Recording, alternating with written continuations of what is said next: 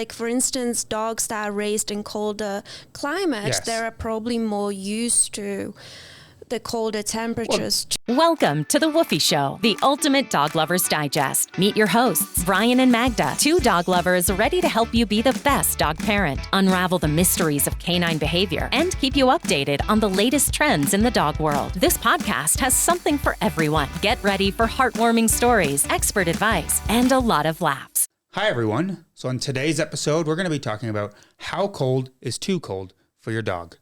So what prompted this episode is currently at the time of recording in middle of January, it is minus 38 degrees Celsius out here in Canada, which equals to approximately minus 38 Fahrenheit as well. So it's cold. We thought this would be a really good topic to talk about. So we decided to hibernate and basically record a bunch of podcast episodes. Yes. And play with our dog. That's our lives right now. Yes.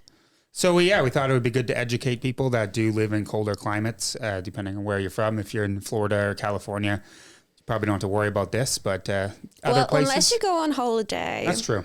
And bring your dog with you. Yeah. So one of the first factors to consider is your dog's size. Yes. So for instance, smaller dogs tend to lose body heat faster than larger dogs. Also because they are small, they tend to obviously get their chest in deep snow, which makes them cold and wet. There are definitely more at risk than the larger dogs. Okay. I didn't actually know that. That makes sense. I didn't realize, if they're shorter, then they're more in the snow. That kind of makes sense. So another factor to consider, obviously, is the dog's weight as well. Yeah, so just like humans, thinner dogs generally get cold faster. So your Whippets and Greyhounds, obviously super thin dogs, they don't have any body fat on them. Generally, don't come at me because there are probably some overweight Greyhounds out there. Yeah. But basically, heavier dogs have more fat, which is a great insulator during the cold weather. So, which by no means indicates that you should fatten your dog up during winter season, because that has way more health risks. So that's don't true. Do that. Yes, do we're not saying that, fatten your dog for winter. That's just animal abuse. So don't do it. Yeah, so that's very true, all of those points. I mean, like you said, you compared it to humans, which is true as well. So the next factor to consider is the coat type. So what type of coat does your dog have? So depending on a dog, what type of coat it has. So some dogs have double coats, such as Siberian Huskies, Bernese Mountain Dogs, many Retrievers have double coats, which keeps them protected and more insulated during the cold weather, which makes them more cold tolerant. Whereas the short-haired dogs, can't think of any right now, like Chihuahuas and short-haired pointers and things like that, Greyhounds, Whippets and all that. They tend to obviously not keep their body temperature so good. Yeah, that's why you actually see a lot of videos of like Huskies or Bernese Mountain Dogs or Retrievers like rolling around in the snow and loving life, not, no matter what. So that makes sense. Exactly. Yeah. And then the last factor to consider just for this episode is the age and health of your dog. Yeah, so like older dogs and puppies and also sick dogs have weaker immune system, which makes them less able to generate and retain body heat compared to a healthy dog. So if your dog has, like some type of sickness, watch out for them more than if they were healthy, because they will probably get cold quicker. Yeah. Yeah, well, that makes sense. I mean, those are just a few points to kind of like figure out what type of dog you have.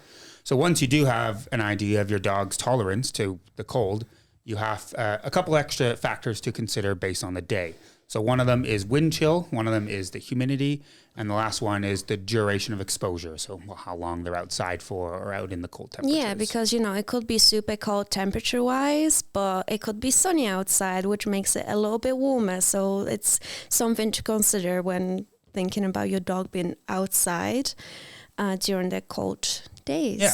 So I guess a little bit of facts. So we have some general guidelines. So according to experts, that dog owners should be aware of to help keep their dog, safe in the cold. So depending on the temperature, so we'll start the warmest kind of them. So anything above 7 degrees Celsius or about 45 degrees Fahrenheit shouldn't be a problem for most dogs to be outside. Nowhere issue at all. That makes sense? Yeah. Yeah. Just a normal day for them. Anything below 45 degrees Fahrenheit or 7 degrees Celsius. So anything below what we just said. So some cold averse dogs might begin to feel uncomfortable. So those are things like you said, the dogs that have not a thick coat or are smaller, things like that. So that's when it starts to get a bit worrying for them. Well, yeah, they might start feel uncomfortable. Yeah. There's no particular risk of like hypothermia or anything, but they're just not gonna be particularly happy. Yes, well, it's not something you're gonna go out for like a 3-hour walk or hike with your dog, maybe. But yeah, and then the next one. So anything below 0 degrees Celsius or 32 degrees Fahrenheit. So owners of small breeds, so dogs with short or thin coats, and older dogs as well as puppies.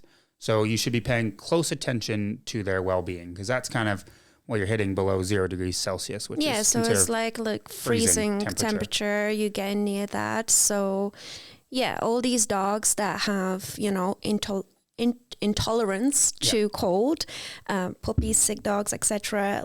You have to watch them at that point to make sure that they're okay. Yeah.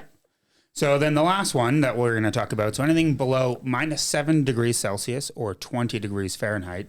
So all dog owners should be aware that their dogs could potentially develop hypothermia and or frostbite. So you should never leave them outside in these conditions. Don't just leave them outside for an hour and go and run errands or whatever. And then if they do and don't leave them in a car either. Yes. So it's the exact opposite of when it's too hot. People leave their dog and they think, oh, it's cold, it's fine, but it could be too cold. No, it could be too cold. And then the last one, keep the potty breaks short. So if they're going out to the bathroom, make sure you're quickly, waiting by the door. In and out, get back in. But also, I think that what you have to watch out for is how your dog is in general used to certain temperatures, right? So like for instance, dogs that are raised in colder climates, they're probably more used to the colder temperatures too, just like humans, right? Like, or in opposite direction, when it's hot, like dogs that are in, I don't know, Africa or something are probably more likely to handle that. Maple right here, who's wants something. So Maple can generally, so as a duck-tolling retriever, she can generally handle up to about minus 15 degrees Celsius or 5 degrees Fahrenheit. Yeah. We know she just goes and lies in the snow. We'll let her outside and she'll literally just plop right in the deepest snow she can find. Like anything below or like higher, I guess, than minus 15. That's when I start to get worried. And I'm like, okay, well, let's put your booties on and like maybe let's not go out today and things like that. But in general, like I like to keep it in single digits. Yeah. If it's like minus 10, minus 9, it's generally like, oh, she's fine. Yeah. She's great. Yeah.